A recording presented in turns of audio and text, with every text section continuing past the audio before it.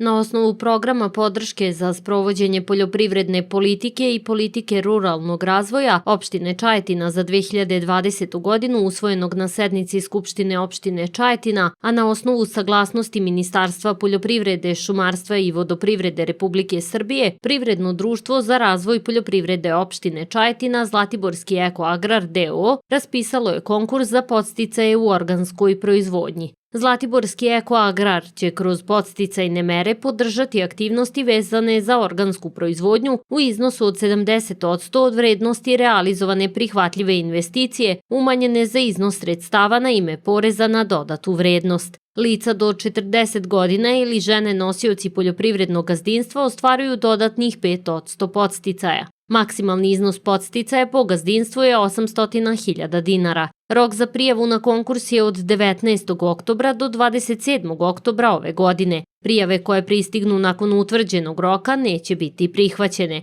Prihvatljivim investicijama po ovom konkursu smatraju se ulaganja u sadni i semenski materijal dozvoljen za upotrebu u organskoj proizvodnji kao i druge investicije koje se odnose na organsku proizvodnju, a deo su svih ostalih mera ruralnog razvoja. Javni poziv je objavljen na oglasnoj tabli Privrednog društva za razvoj poljoprivrede Zlatiborski Eko Agrar d.o.o. i na zvaničnoj internet stranici www.ekoagrar.org.